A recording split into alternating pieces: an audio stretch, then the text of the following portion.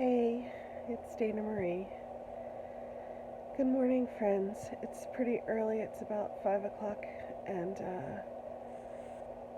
I've just been having a really hard time finding time to make these videos. Pretty much since Willis went back to kindergarten, so I apologize. I'm trying something new this week and filming first thing in the morning from my bed. Um, Willow is asleep next to me, so I can't get too loud or agitated. and, oh my God. Um, so, update for this week is no update. My weigh in, I had neither lost nor gained even an ounce. So, I was exactly the same place I was last week. And that's okay every once in a while. It does make it like really hard for me to meet the goal of losing 10% by my birthday. Doesn't make it impossible, but it's just pretty, I mean, it's pretty tenuous right now. And letting go of that goal, that's my cat walking behind my head. Um, Letting go of that goal is going to be a little hard for me, but um, you know, the thing about goals is that they give us something to look forward to, and especially in something that's like long term, like weight loss, you have to give yourself a break, and you have to um, find ways to be positive and keep moving forward even when things don't go according to plan. So when I set the goal, I didn't think it was too aggressive, but I've done really well, and I'm really proud of what I've been able to accomplish so far. And I'm not going to let the fact that I miscalculated or didn't take into account you know that there would be at least 1 week that was a bit of a backslide or a bit of a challenge, which really is all that has happened so far. I had 1 week where I gained, um, largely in response to essentially like Labor Day, right? And just probably miscounting because I was just surrounded by food and family, even in the coronavirus, which, by the way, was also one of the reasons that I'm sure my brain was like in celebration mode and not really tracking very well. It's because it's not like it's something that has happened all summer. Um, so, just trying to give myself a break and be kind to myself and recognize that, you know, the point of a goal is to help me move forward. And if missing a goal is going to make it difficult for me to move forward or make me want to quit, then it's it's not doing its job, and I have to reevaluate that. So there's that. I already mentioned coronavirus, so I might as well just get it out there that I, like so many of us, I'm just so tired of this, and I just want to be honest about that. Like, it's not changing. The fact that I'm tired is not going to change the way I'm dealing with this.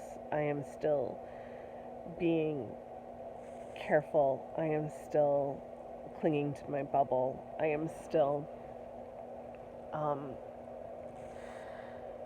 wearing my mask and limiting my exposure and limiting my daughter's exposure, and to the best of my ability, limiting my husband's exposure. And he's also limiting himself, so I don't mean that in any way as a criticism. He's doing a great job. But we're just getting tired. um, and so much has happened since March, when we, you know, really learned how serious this was going to be and went into lockdown. And we're not technically in lockdown anymore, obviously, but so much has happened in our world and our country, and it's just been a really hard time. And I think dealing with all of that and not being able to just hang out with my friends, just go to someone's house and have a drink or a cup of coffee, has been really, really hard. And I am so grateful that I have the bubble that I do and that we're close and supportive and there for each other. But, I do really miss just visiting people. And that's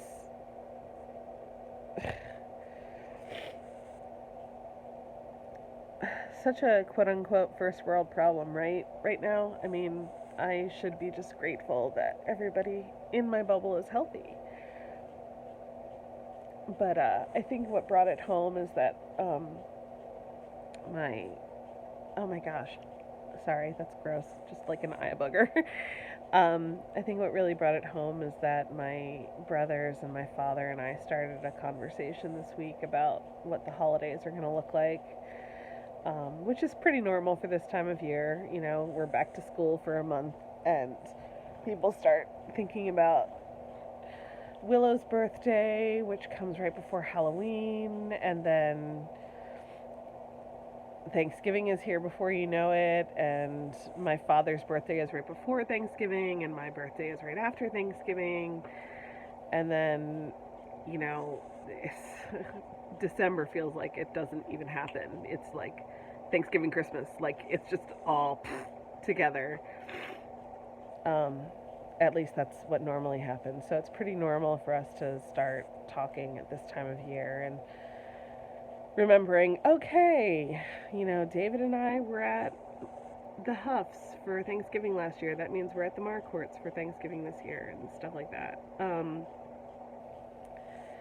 But as a part of that conversation, I felt like I had to bring up the possibility, in my mind, very likely possibility that we're not going to be able to be together. Because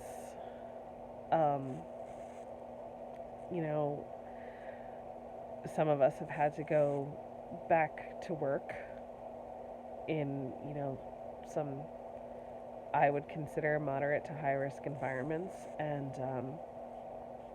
my father has a very compromised immune system because he's got a very compromised respiratory system. And, we haven't seen my in-laws. We haven't spent time in their house or them in ours or hugged them or touched them since my mother-in-law went back to school to teach, because she's teaching at a private institution that is open every day and has children there every day. And it was her choice, and I respect it, but it's been really hard on me and my daughter because I love my in-laws. I'm very lucky in that way. I really feel like I have a second set of parents. No disrespect to my first set, who I also love, but they live right across the street. We can see them, we can wave at them, we can call across the street to them, we can talk to them, we can Zoom with them. But, my daughter can't hug her grandmother, and that's a thing. That's been a real thing for us. So we started talking about that, and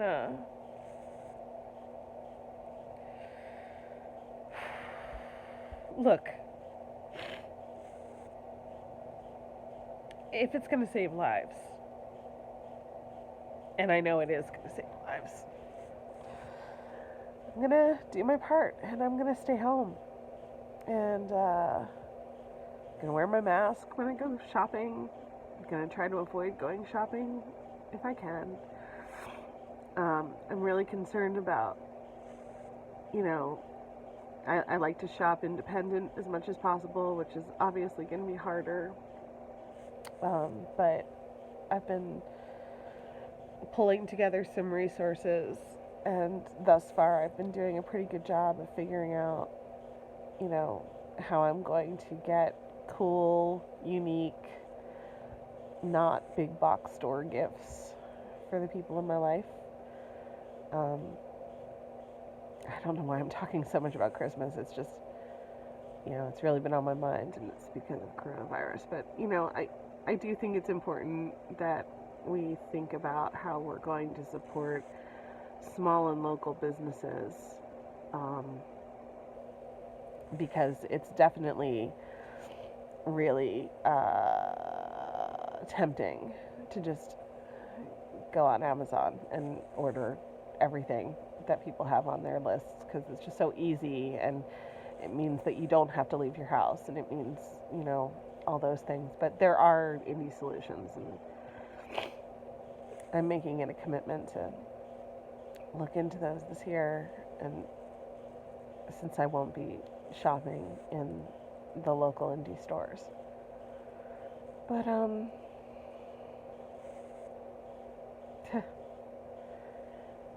damn it. I swear to God, I'm mostly happy. It's just hard right now, and I want to do the right thing for all of us.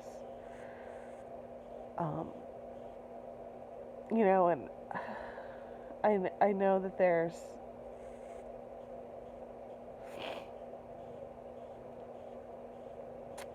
temptation to just be like, I'm just going to make this an exception this year. This will be the one thing that I do that's not the right thing to do. Is I'm going to have my normal Christmas with my family or whatever. And I hope we get to that point, but I don't think it's likely. I'm starting to wake up. Anyway, thanks for listening to me today. Weight loss, cool. It's a marathon, not a sprint, and I'm feeling healthier and feeling better, so I'm not concerned about the number not moving on the scale this week. Coronavirus still sucks. And I guess that's all I really have to say. I hope you guys are all doing all right, and thanks as always for your support. Talk soon. Bye.